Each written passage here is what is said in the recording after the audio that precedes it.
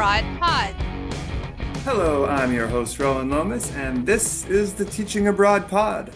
On this episode, we are going back to my old teaching haunt of South Korea. It's where I fell in love with bulgogi and also my wife way back when. And today we have a long-standing Korea teacher and language test rater, Leia Lee, joining us. She completed the Oxford Seminars TEFL course in Los Angeles, actually, when I was just about to head to Korea myself back in 2008. Since then, she's completed specialization modules in teaching business English, teaching English grammar, and teaching TOEFL preparation, and holds a 180-hour TOEFL certification. She's also earned a BA in applied linguistics and teaching English as a second or foreign language from UC Los Angeles. Additionally, she has a master's from Middlebury College in Vermont in teaching Korean as a foreign language and is completing a master's in adult learning and leadership from Columbia University. She's been teaching English and Korean as well as AI language chatbot training in Korea since 2012. Welcome to the pod, Leia. Hey. Hi. What inspired you to get your degree and certificate in teaching in the first place? Well, as I was going into applied linguistics back in college, it was something I wanted to do, and TESOL certificate was one of the essential ones to get. I only found out later that my major itself also offered that certificate itself. So I ended up having two, but when I was applying for Oxford seminars, I didn't know that, and they didn't have it So, why did you choose Korea as your teaching destination? because I'm Korean. Okay. And as a Korean applicant, you obviously have a different kind of relationship with job searching and employment in general. What advice do you have for other Koreans who want to teach English in Korean Hagwons or other types of schools? Yeah, I think there's a lot of variations of t the type of Koreans you're talking about. There's Koreans who are mainly focusing on teaching English in the nature of Suneung, Korean SAT. Uh-huh. And for those that don't really require English proficiency per se, but they need to know specific knowledges of the test itself. There's another route, which is just general English, which is not really open for Koreans at all, or including Korean overseas breeds, right? It really needs to be that you need to look non-Asian, specifically white. It's still it's very vivid. So you're Um, talking about just English language academies, basically. The type of place I right. taught at. Okay. Yeah, in general, still majority, although it's slowly changing. And I found out because I've been fighting for this the whole time that I've been in this industry.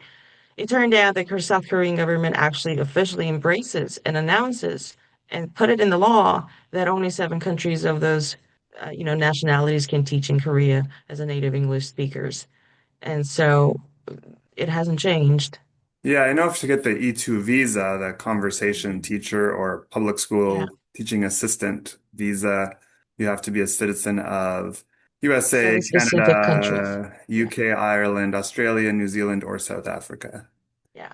So Now, that's something, certainly race is not part of that. You could be of any color, but a passport from one of those countries.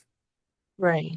But I've also witnessed when I was doing intensive course at one of the science universities in Korea for, the freshmen entering specifically for the TOEFL preparation.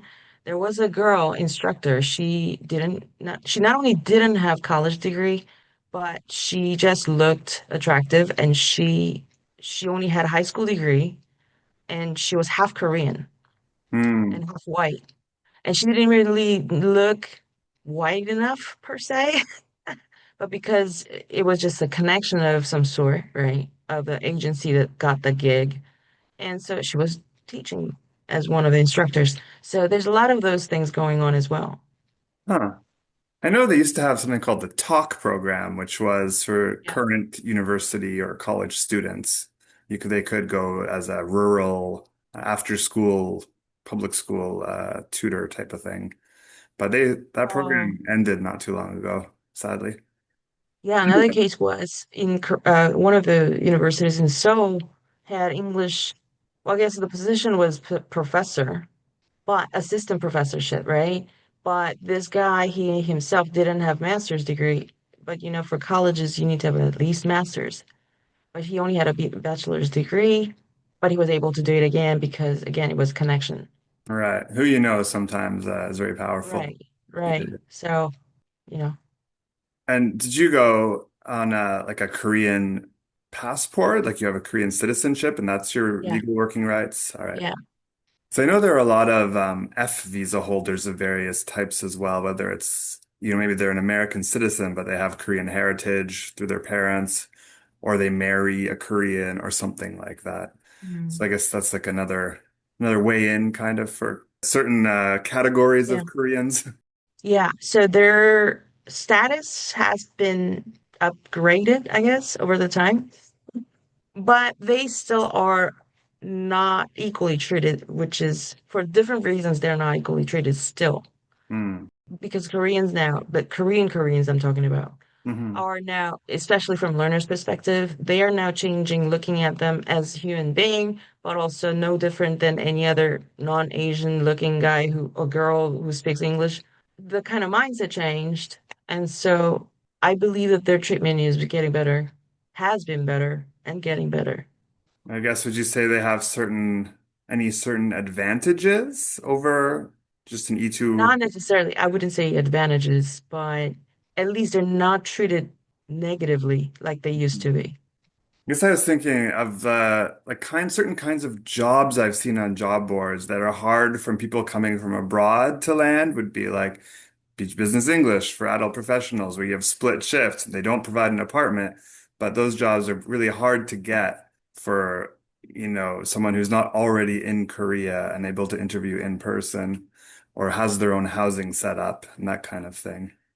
Yeah, yeah, definitely. Because I mean, it's like same thing in Canada or US, if you need to Hmm. go hassling the whole, sponsorship and the whole paperwork, why would they, right? Because there's plenty of those who can just do that, and it's not high demanding job, as Right. much as English educators would like to say. But from outsiders' perspective, it's one of those as long as you're native speakers of English, you can do it, right? And Theoretically. so right, right. From their point of view, it still Yes. hasn't changed. Oh, what, it's been 2 decades now. Fair Nothing's enough. changed. Yeah. And where would you say is the best place to find jobs when you're looking for work in Korea? Well, I can only speak for adult teaching. Hmm. So I always look at Sungmyung Women's University website. Okay. There's a job board under TESOL And what because about that's for the one of, types of jobs you got before university? Just your oh, no, no, no. This website, the one that I just mentioned, doesn't just only talk about university positions. It actually talks about any oh, position of okay, it okay. teaching English. It hardly has any university teaching, first of all. Good to know. Um, Thank you. Strange enough. And another one, I still look at Dave's DSL Cafe because randomly there's very few that's worth applying. Very few, especially for me, because mostly it's like K-12, K-16 teaching, Hmm. But you'll but see the odd rarely. job that's advertised there that's kind of in line with what you're looking for. Yeah, yeah. So I randomly get that. I also look at what do you call work and play? I don't know You're a if you pretty big know. recruiter in Korea. Yeah, at least among English job seeking people. And as I've kind of mentioned, while generally the market for teaching children in Korea is rather large, it's more difficult, in my experience at least, to find jobs teaching adults. What is the secret to finding those jobs teaching adults? Right. So once you get one of those from one of these websites that I just mentioned, then you get in touch with, large corporation type of agencies like YBM or Pagoda. Hmm. They then continue to contact you because they are the ones that are getting those gigs constantly. So if people generally, if they teach students who are employed by Samsung or Kia or something, are they through something like Pagoda, or can you get directly in with those major corporations? It's the former. The latter is impossible unless you're really popular by for whatever reason. And even then, you need to have your own, self-employed license and all that stuff. So they don't hire teachers to be on their staff. They're always No. hiring through a third party. I mean, rarely they do. And if that's the case, then you are a contractor, Hmm. like a freelancer. Right.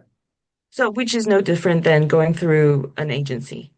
In fact, it could be, well, I guess it's got the pros and cons, right? If you get directly hired, you get paid more possibly, but also you have to go through all the hassles that agency usually filter through. But then agency wise, they don't usually do their work either. They're not, HRD formally trained, highly skilled people. They are anyone from, fresh college graduates to Hmm. anyone who's been just doing that for years, and so they're there anyway. They might not always know the labor laws or, And exactly, or that they simply just don't care. Like English educators or educators in general get no respect. Strange enough, Korea with the history, like the whole 선생님 idea is that, teacher being very respected in the history. But then instructor position, I think it's different from teacher of K-12 from public school. The people kind of have this idea instructors are the ones that are making easy money just because of their language proficiency. they probably haven't done it themselves then. Right. But that's Because the it's kind of norm. exhausting. It's a lot Yeah. of work. Yeah. That's an idea, sort of the social, I guess, stereotype. Then again, from my experience, having taught in Korea, it could be that maybe there's different cultural expectations of what is hard work. My students, a lot of them were not only doing their hagwon after school, but then they were doing homework until 1 or 2 a.m. because they just had so much work that they had to do compared to in North America where, there's homework, but there's not homework till 2 a.m. very often. It's like Yeah. Yeah. you have a lot of time for play. There's not so Yeah. much all work and no play. Exactly. That was my life too. Yes. You can relate. Been there, Yeah. done that. Yeah. And it hasn't changed. Okay. I guess you've already mentioned you've taught some adult students, but could you be more specific in terms of what types of schools have you taught in terms of age range, subject matter, class sizes, stuff like that? Yeah, I wouldn't say school because it's language, I mean, adult language teaching, and also mainly because I've been teaching corporates. Hmm. Typically, corporate learning happens where they want least amount of money and the most amount of outcome, right? So they do a lot of intensive courses, which is that, large corporate cases, they have their own training center and everybody goes there. Nobody gets out. They stay there 24/7, 3 meals a day, everything's provided, 12 hours of study, typically of test prep or business English. So those intensive courses are common. Well, used to be How many common before students would COVID. be in one of those classes? Typically between as small as 3 students and as big as 20 or 10 You're typically. with that group for how long each day? It could be as short as every Saturday, Sunday, kind of weekend intensives all day, or 1 week intensive, Monday through Sunday, or 1 month, Monday through Friday for And 20 you're with days. them the whole day? Yeah, You're one teacher with the same yeah, group all week. yeah, Wow. yeah. So there's the variations. Hmm. There used to be a lot of those before COVID, but now it's kind of reduced. Not so much like one-on-one in the evenings, things like that. Oh no, those are still ongoing Yeah. because those needs are always there. But from instructor's point of view, we're not making a lot of money out of that. Hmm. And apart from the corporate, what other types of teaching roles have you had? I also taught a community center where general populations of, 50s and 60s, sort of, I don't know, how would you categorize those people? Anyway, those people who just want, leisure type of level of English. Conversational English? Right. And universities for job seekers, resume prep, interview prep. And then there's also another type, which is it's a contract as well. You go into work, I mean, company, you're basically there 8 hours a day, every day, but only teaching English on site. At a business, a corporate location. Yeah, yeah. And have you ever been able to land any sort of full-time permanent type jobs, or it's always contract? There was one that was going to be full time, except I quit after 6 months because the system was just bizarre. Oh, It was for kids, kids who finished high school and wanting to go abroad, US right. and then they had this prep course of the college which is which is preparing for their upcoming ESL program. So they're So this is like preparing them to go into an EAP program, like an English for academic right, purposes, pre-university. right. So it's like a pre-ESL course. Gotcha. But you didn't like that one very much? No, they had no system. That's too bad. I used to think I would become an EAP teacher one day. That was kind of my goal. Maybe I still will. You never know. But Mm, sadly, the current state of affairs with immigration cuts and fewer international students, it seems those jobs are hard to come by at the moment. And yeah. at least where I live. No, Hopefully, it's that'll come global. back around. Yeah, is it global? Yeah, yeah. But things are circular, I guess. You know, it'll come back around one of these days. Yeah, hopefully, yeah. Because that's a good money for any countries in general. Yes. So, Yeah. with your, mainly adult students, what strategies do you use to keep them engaged? How do you get them, really motivated to attend classes and do their work? So every component I teach, I always make sure that this is directly related to their job task. So, giving one single expression, I make sure I give example that they can directly use at work, Hmm. or that I have them create a sentence that they can use at work immediately at the very moment. Keep it very relevant, very Yeah, extremely. Yeah. current to their needs. Yeah. Yeah. And as you may know, most of the foreign language teachers who get jobs in Korea from USA, Canada, whatnot, get a free apartment from their employer. That's one of the reasons I went, and a lot of people go to Korea. It's a pretty good deal they're giving you. Mm. What was the housing situation like in the schools you've taught at? Do you, as a Korean, ever get offered such a benefit? Typically, no. And in my case, it's not even relevant because I taught adults. Because the ones you're talking about is for K-12 teaching of Yes. hagwons or public schools or private schools. Hmm. They provide Right, those or right. they don't provide it. But I've seen ads that specifically say, and this is for business teaching position too, by the way, but they still specifically say that if you're Korean nationals, housing stipend is not provided. Yeah. So they figure if you're a Korean, you already have a place to live. It's not really that. No. It's also the kind of idea that you don't deserve it if you're Korean Mm, national. Yeah, that's a shame. yeah. What about salary, if you don't mind? How far will a teacher's salary take you these days? How much can you save each month if living a reasonable lifestyle? So if you're teaching extensive courses, like one-on-ones of morning, afternoon, evening, that type of deal, if you do full time of those, Monday through Friday, or really up to Sundays of those sac divided schedules, you could make up to 3,000 US dollars. That's not bad. Yeah.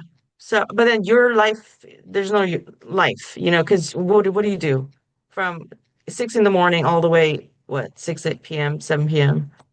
You don't really get to have your own legit life.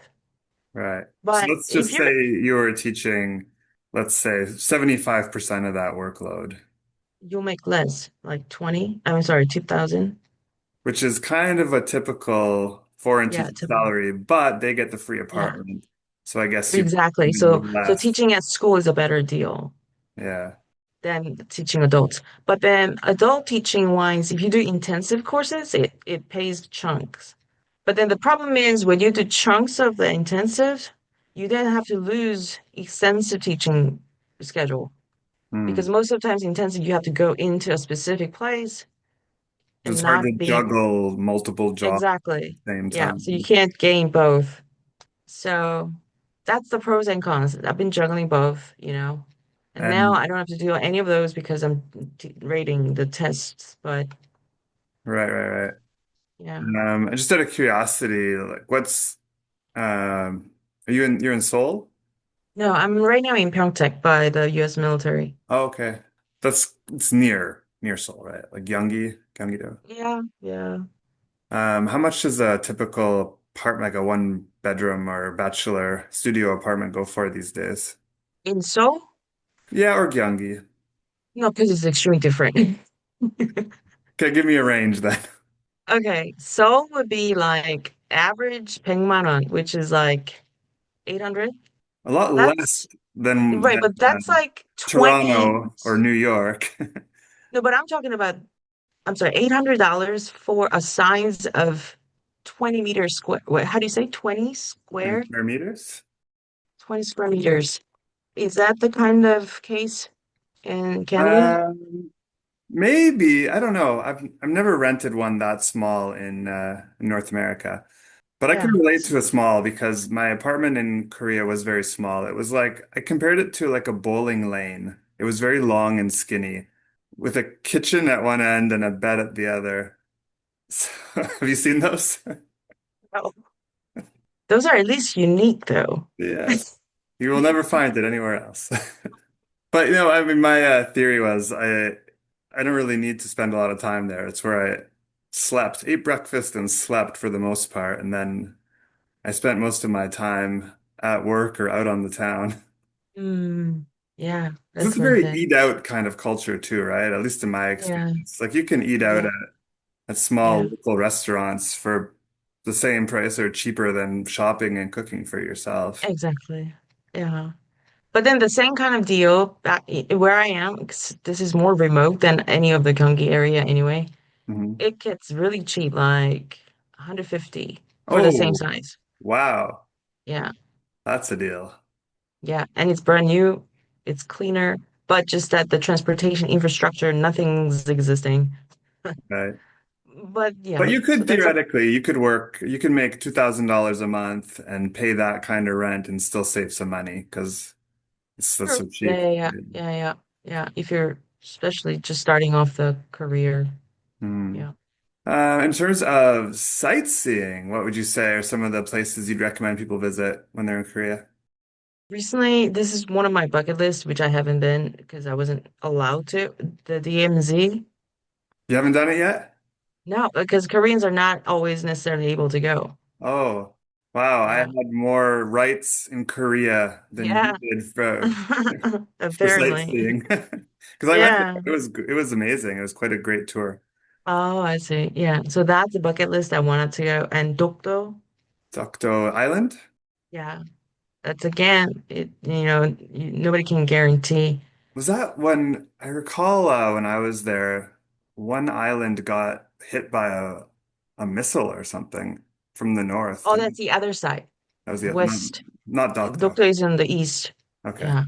The Yeah, yeah, name yeah. sounds vaguely familiar, but I guess that's not why.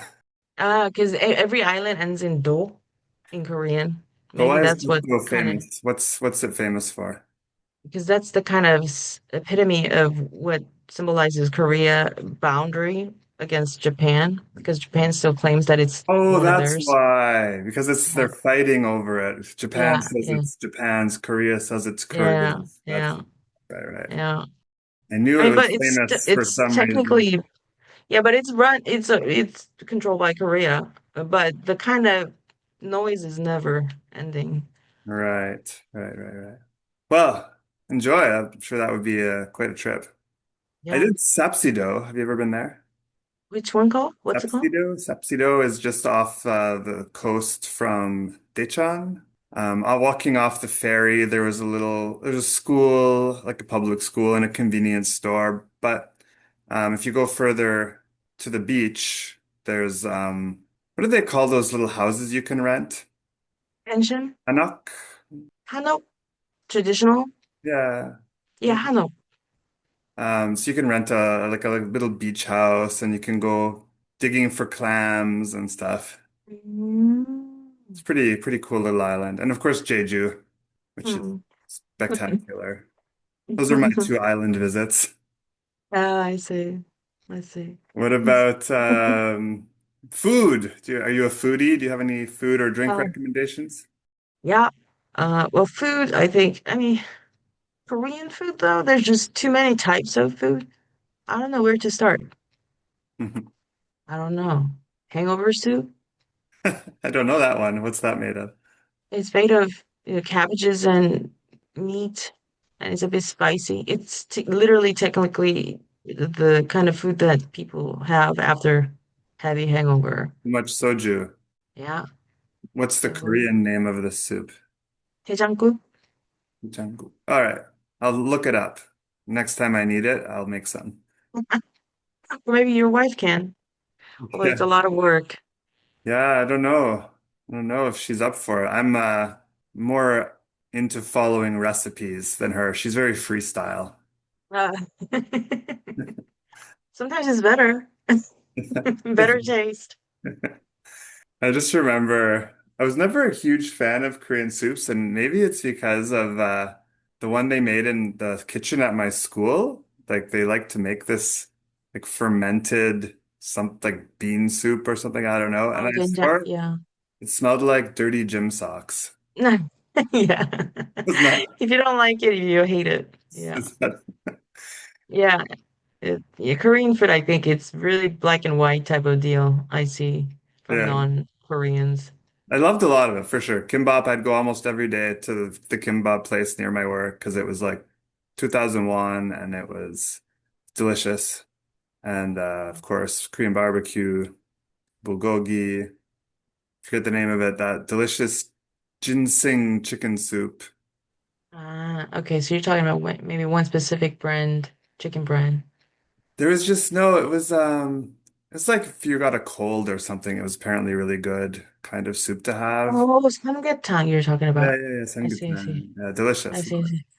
Yeah, that's Yeah. one of the nice things about Korean food. There's always, for any reason, someone can tell you what you should eat for any health issue, Yeah. It's got a long history of food too. for sure. All right. Well, I guess one final question we like to ask our guests who've taught abroad is what advice do you have for anyone who's thinking of getting certified and going overseas, but is maybe on the fence or debating, is it really worth my time and money? What would you tell them? I would say just go. Just do Especially it. if you, yeah, if you don't know, the better. And again, it's not going to be easy. You're going to struggle. But I think part of the struggle would be fun because, if it's an easy way out, you won't appreciate it. You will settle too soon and you will quit the job. But Mm, if you got the effort to get the certificate in the first place, then I would say that you're willing to struggle through anyway. it's like a commitment. Right. If Gotcha. you put that much of an effort to get a certificate, then I think you should be able to go just to go and start from scratch, and it should still be fine. Makes Yeah, sense. Good but yeah, advice. yeah. But you being Anything? a colored person, it still will be very difficult in most of sectors in the world. I mean, thankfully, I will say, in my experience, it's getting better. It's like in the last 10 years or so, it's getting better than it was. Not certainly not as easy as it should be, but more and more schools are judging candidates based on their qualifications and their how they communicate. If they can communicate in an engaging style and really in the end, it's about who's going to help the students get the best results. So Right. hopefully it continues to improve year by Yeah. year, and it will be Yeah, hopefully. a case of equality. Sometimes if I see a recruiter or a school decline somebody based on their ethnic background, I like to quote or repurpose Martin Luther King, because it's still to this day very true. Teachers should be judged, not on the color of their skin, but on their character and their skills and their abilities. Exactly. We even heard from one school in China that was like, we used to be a little more selective that way, but when we started focusing on the qualifications of the teacher, our students started getting better scores in their tests. And then the students from the other schools started moving to our school. So in the end, financially, it was really good for them to not be discriminatory and to hire based on the best candidate for the position. So Yeah. I like to tell that story to some schools and recruiters if I'm getting the sense that they're not being quite above board that way. That's a great change. Yeah. It's a solid evidence. Evidence-based, exactly. Yeah. Yeah. Anyway, thanks so much for taking the time to chat with me today, Leia. It was great having you, and hearing all about your Same experience here. in Korea. Before we go, Thank you. I do have a little job placement update for those job seekers who may be listening. Basically, our contacts in Korea, the schools that we work with, are mainly hiring for spring starting positions, so around February, March. The public school programs will soon be interviewing for fall term starts. I think they have wrapped up spring hiring now, but if you are looking to go to Korea within the next 6 months, be sure to get your national criminal background check with apostille in hand, as well as your bachelor's degree copy with apostille. Schools only really consider candidates who have their visa documents in hand. And a couple of things to consider on the point of visa documents, the FBI or RCMP criminal background check has to be fingerprint based and has to be less than 6 months old at the time of E2 visa application. And degree copies and criminal record checks can be affixed with an apostille from the appropriate state, provincial, or federal government office, location depending.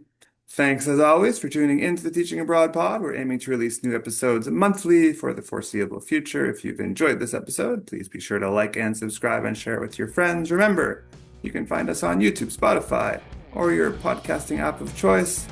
If you have any great ideas you'd like to hear about in upcoming episodes, tell us on Instagram or email us at teachingabroadpod@oxfordseminars.com. Thanks for listening.